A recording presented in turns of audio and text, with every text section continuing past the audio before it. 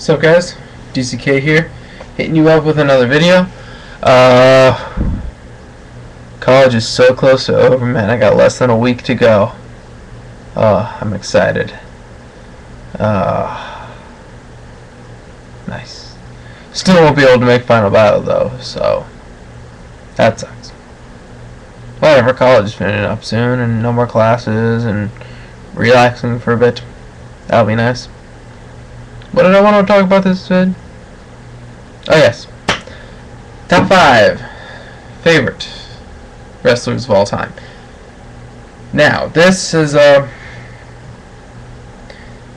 excluding a lot of factors. It excludes it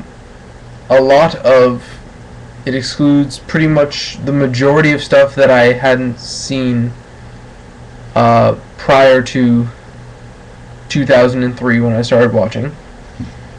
And this is very much more of a sentimental, kind of a personal favorite type list. It's no really particular order except for one guy.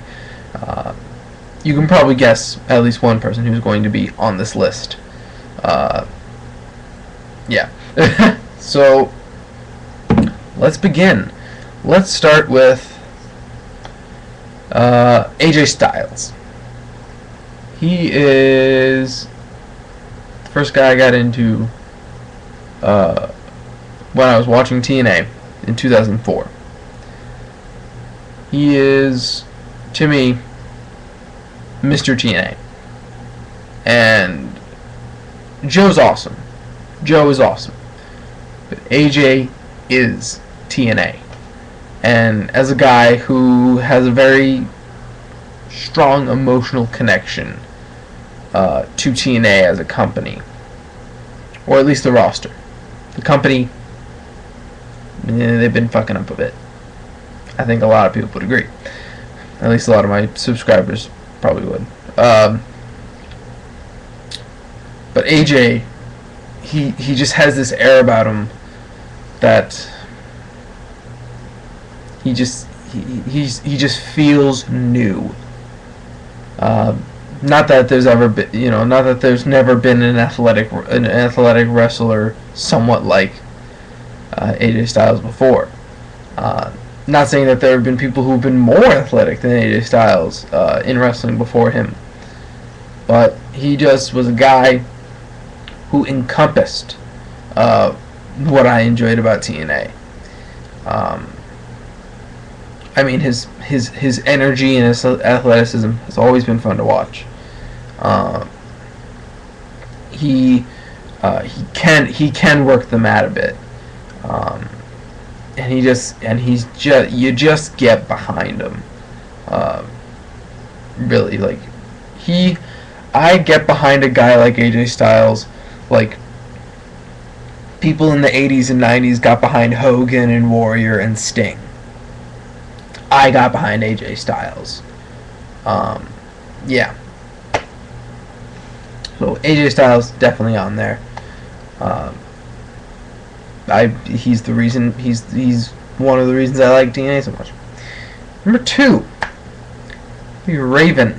Yes, Raven, the technical master himself. He is a guy. The reason I like Raven so much. Character. He was so just, when I started watching him in TNA in 04, and I was able to see some clips of him from 03 as well. Like when I started watching, because when I get into a company, I try my best to get into what's happening as well as what has happened, because I feel I feel better about what I'm watching currently when I know what's happened in the past. So I tried to catch up on Raven stuff, and he just has such a unique character, and he'd work with such a variety of guys. I mean, he's worked with your hardcore guys like Abyss and Vampiro, but he's worked with guys like freaking AJ Styles, Ron Killings, Chris Harris, and then an old school worker type guy like Jeff Jarrett. And I just think he's really in his career, he's done a great job of maintaining his character in his wrestling, maintaining his character no matter who he's facing. He can relate his character to whoever he's facing. He can meld so well in a feud. And God, there's so many feuds that he was never in that I wish had happened. And it was just this weird intangible thing that made me enjoy Raven. I mean, as much as I loved AJ Styles in TNA, AJ was doing the X Division thing, and I'm just like, Raven, win the title, because Raven had been built up forever to win that title, and when he did, I was like, yes. But then that's a whole nother deal about people who've won the TNA title. But I was so happy when Raven won it, and he's definitely a guy who has a lot of intelligence, wrestling wise, to carry a match. Well, not carry, but make a match important, make a feud interesting and important. And he's always able to work. He's able to work his style while still letting the other guy do his stuff. I mean, he always kind of went back to hardcore stuff, but it was never quite hardcore. It wasn't like what Abyss often does, at least lately, which is unfortunate considering how much potential Abyss has. But Raven can do a lot and work around his what he lacks, and plus he's just interesting. That's what it is. And I'm gonna get this guy out of the way now. Arguably, no, he's my favorite wrestler of all time, despite what has happened, and that's Chris Benoit. You guys have heard my deal. I mean, of these 5 guys, if I had to put one at number 1, I don't know if I'd be able to rank the rest for which ones are my favorites, but this guy's number 1. It's Chris Benoit. He wrestles. He wrestled with an intensity, and he didn't need to be a cartoon character to have a character. I saw it, at least in my mind, his character was his wrestling. And he kicked ass. He was awesome. And he was just a guy I could get behind.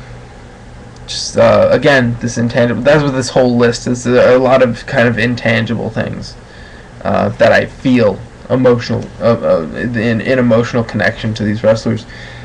Chris Benoit. Go watch my Of Course It's Benoit video. It's called that. Of Course It's Benoit. Video for just more explanation of why I loved his stuff. So yes. And now we get to these last 2. First up, I'll talk about The Undertaker. Cool ass gimmick. It's cool. Like, no one can do... No one but Mark Calloway could do that gimmick that well, that long, and still be a damn solid worker. And by worker, I mean like in ring. He can wrestle well. Just cool. When I started watching in 03, he was under Biker still. So it was kind of like this weird, like, he still does the whole dead man thing, but he's on a motorcycle, so he's badass. And then I was like legitimately sad when they did the whole Buried Alive match at Survivor Series 03 with Vince McMahon. I was just like, oh, where does Undertaker have to go? Like, I knew he'd come back, but he was gone for a while, and then they were teasing his comeback, and I'm like, yay, Undertaker! And then his match with Kane at WrestleMania 20. Even then, I was just like, oh, okay. Because I had read, leading up to the match, I read about their WrestleMania 14 match and how it took like 3 fucking tombstones to beat Kane, and then he beats him with 1, and I'm like, eh? I thought it was gonna be like epic battle. I mean, it's like fucking Undertaker and Kane, and you'd think they, whatever.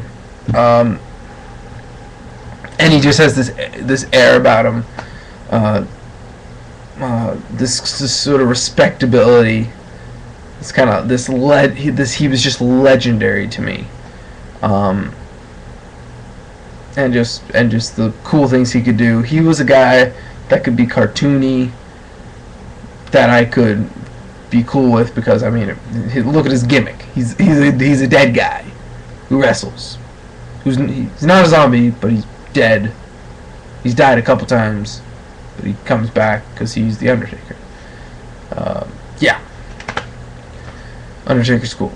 And then this last guy, talking about legendary, talking about a guy who had this air of respectability. Maybe not on a personal front in the 90s, or according to Gregory Helms nowadays, still not very respectable personally. But this guy, this air about him, so grand. When I finally, he was the reason that I was trying to watch Raw in 2003, when I got pissed and moaned at for staying up past 10, as Shawn Michaels. This guy, I mean, I got him in 2003. That wasn't even like his so-called golden era, like 95 to 97 stuff. This is fucking 2003. 2003 wasn't even like his, you know, he had some even better stuff later on. But I watched him, and he was the showstopper. He was just the man. And I'm seeing him against guys like, you know, I'd see him against guys like Orton and Christian in 03, and I'm like, this guy's awesome. Why the fuck is he facing these jackoffs when he could be winning the world title right now? Got it. And I wanted HBK to win the title forever on Raw. Like when they announced the fucking end of that last Raw of 03 title match with him and Triple H, I'm just like, if Brock can win the title on SmackDown, then Shawn can win the title on Raw. Go Shawn! But no, he didn't. But he was a guy that I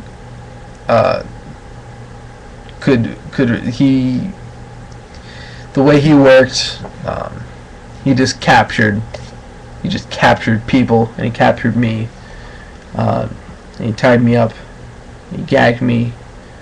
No, he didn't do that. I mean, captured me, like my mind, and really, to me, I saw him as, this guy is legendary. This guy is gold in the wrestling business.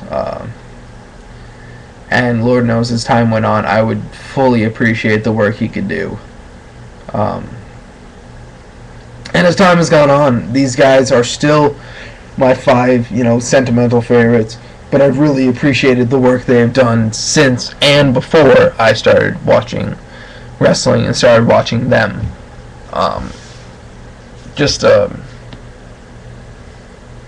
These 5 guys, really just big fans of them. If I was to make a dream promotion, I could choose any 5 guys. They'd all be on it in a heartbeat. Probably all of them would be in the main event scene. Honestly, Undertaker versus Raven, yeah, like that wouldn't be cool. Styles versus Michaels, that'd be pretty damn good. You know, all that stuff. Benoit versus Styles, ooh, that'd be interesting. But yeah, these 5 guys. So kind of it's kind of a lackluster video. I got a little rambly, and I'm just tired. College will end soon. So, to recap, AJ Styles, Raven, Chris Benoit, Undertaker,